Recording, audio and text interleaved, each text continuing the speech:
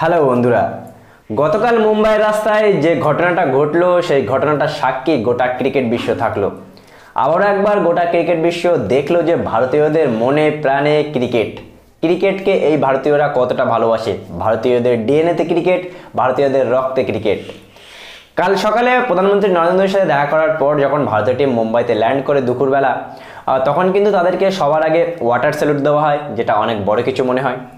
Mumbai airport থেকে বেরিয়ে Nariman point বলে একটা জায়গা আছে মুম্বাইতে, ওখান থেকে ওয়ানখেড়ে স্টেডিয়ামের দূরত্ব মাত্র 2 কিলোমিটার। ওপেন বাসে ভারতীয় দলরা তারা যাবার কথা ছিল ওয়ানখেড়ে স্টেডিয়ামে, যেখানে 5-6 মিনিট 7 মিনিট খুব বেশি হলে 10 মিনিট টাইম লাগতো, সেখানে কালকে লেগেছে প্রায় 2.5 থেকে 3 ঘন্টা। রাস্তায় লাখ লাখ লোক, হাজার হাজার লোক, মানে এক ঝলক ভারতীয় প্লেয়ারদের বা ওই ট্রফিটা দেখার জন্য ঘন্টার পর ঘন্টা অপেক্ষা, মানে নিজের মৃত্যুর সাথে লড়াই করে নিজের জীবনকে বাজি রেখে বৃষ্টির মধ্যে ভিজতে ভিজতে শুধুমাত্র নিজের টিমকে এক ঝলক দেখার জন্য। এটাই ক্রিকেট, এটাই ভারতীয়দের জজবা আর জুনুন। দেখো 2023 সালে অস্ট্রেলিয়া বিশ্বকাপ জেতার পর যখন অস্ট্রেলিয়ান টিম তাদের দেশে কামব্যাক করে, তখন এয়ারপোর্টে হাতে গোনা 3 থেকে 4 জন দর্শকও ছিল না। তাহলে লাভ কি?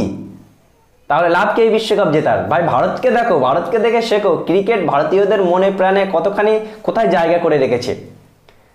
স্টেডিয়ামে যখন ওয়ানখেড়ে স্টেডিয়ামে যখন ঢোকে, তখন একটা ফুল প্যাক স্টেডিয়ামে দর্শক থাকে। আর প্রথম কথা বলে রাখি যে কালকে কিন্তু টিকিট কাউকে লাগেনি, মানে বিনা পয়সায় সবার ছাড়। কালকে মুম্বাইয়ের ট্রাফিক পুলিশটাও কাউকে চালান করেনি, ভাই সব ছাড়। ভাই কালকে কিন্তু বৃহস্পতিবার ছিল। মুম্বাই এমন একটা শহর বন্ধুরা, সব থেকে ব্যস্ততম শহর।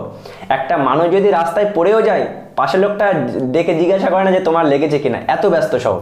কিন্তু ভাই কালকে সব কাজ কাম ছেড়ে দিয়ে মানুষ হাজার হাজার লাখে লাখে সবাই রাস্তায় উপস্থিত ছিল ভারতীয় টিমকে দেখার জন্য। এটাই ক্রিকেট, এটাই ভারতীয়দের জজবা জুনুন গোটা ক্রিকেট বিশ্ব আবারও দেখলো।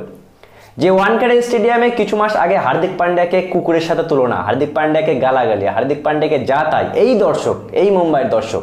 কিন্তু কালকে হার্দিক পান্ডিয়াকে সবাই স্যালুট দিচ্ছিল, হার্দিক করে চিল্লাচ্ছিল। রোহিত শর্মা আর বিরাট কোহলি একসাথে আবারও ডান্স করলো, গোটা ভারতবাসী আবারও ডান্স করলো বন্দে মাতরম গানে। 125 কোটি টাকার চেক জয়শা আবারও তুলে দিল ভারতীয় টিমের হাতে।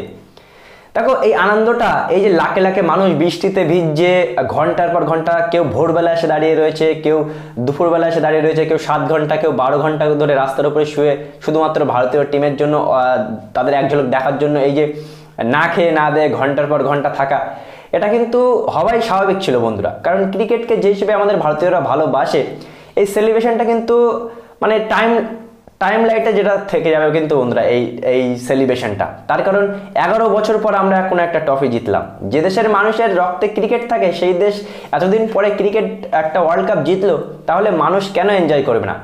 সমস্ত কাজ কাম ফেলে দিয়ে কিন্তু মানুষ কালকে এনজয় করেছে মুম্বাইয়ের রাস্তায়। আর এটাকে হওয়াই স্বাভাবিক ছিল। আর এটা দেখা আমরা তো কখনোই বন্ধুরা 2007 সালে অনেক ছোট ছিলাম, 5 বছর বয়স ছিল, কিন্তু তখন কিছু বুঝতাম না ক্রিকেটের। কিন্তু লাইভ এই প্রথম ভারতবাসীদের মানে ক্রিকেট নিয়ে এত ক্রেজ। আগে তো ইডেন গার্ডেনে 2 বার গিয়েছি, ইডেন গার্ডেনে দেখেছি, কিন্তু লাইভ কালকে ওয়ানখেড়ে স্টেডিয়ামে বা মুম্বাইয়ের মারিন ড্রাইভে যে লাখে লাখে দর্শক এত স্ট্রাগল করে সারাদিন শুধু তাদের টিমকে দেখার জন্য বা এই সময়টা এনজয় করার জন্য, তারা যে নিজের এই গুরুত্বপূর্ণ সময়টা দিয়েছে, এ থেকেই কিন্তু বোঝা যায় যে ক্রিকেট কতটা গুরুত্বপূর্ণ ভারতে। সেলিব্রেশনটা হওয়ারই কথা ছিল, আর আমরাও দেখে গেলাম, আমরা জীবনে এমন একটা এক্সপিরিয়েন্স করে গেলাম। যদিও সেই জায়গায় লাইভ উপস্থিত থাকলে সত্যি খুবই ভালো লাগতো। আমরা দূর থেকেই দেখলাম, টিভিতে সোশ্যাল মিডিয়ায় অভাগা আমরা। কারণ ওই মুহূর্তে মুম্বাইয়ের ওই মারিন ড্রাইভে থাকলে বা ওয়ানখেড়ে স্টেডিয়ামে থাকলে হয়তো এই সাক্ষীটা থাকতে পারতাম গোল্ডেন সময়ের। কিন্তু সত্যি কথা বলতে আবারও ভারতীয় দল, ভারতীয় ক্রিকেট দর্শক, মুম্বাইয়ের ক্রিকেট দর্শকরা গোটা ক্রিকেট বিশ্বকে জানিয়ে দিল যে ভারতীয়দের মনে প্রাণে, ভারতীয়দের ডিএনএ ক্রিকেট একেবারেই কিন্তু সবসময় থাকে। এই খেলাকে এতটাই ভালোবাসে গোটা ভারতবাসী।